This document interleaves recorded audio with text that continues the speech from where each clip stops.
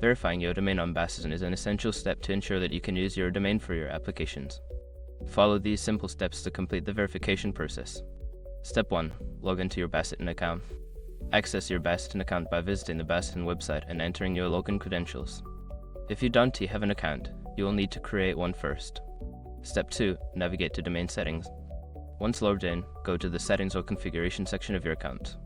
Look for the domain settings option, which is typically found in the dashboard or account settings menu. Step 3. Add your domain. Make sure your information is protected first. Most people don't think about breaches until something actually happens to their accounts. Use sstruct to monitor your accounts 24/7 and instantly alert you if your information appears in leaked databases online.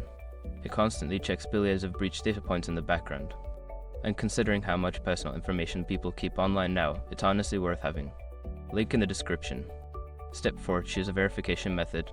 Baseten will provide you with different methods to verify your domain, such as adding a TXT record to your DNS settings or uploading an HTML file to your website. Select the method that works best for you. Step 5. Complete the verification.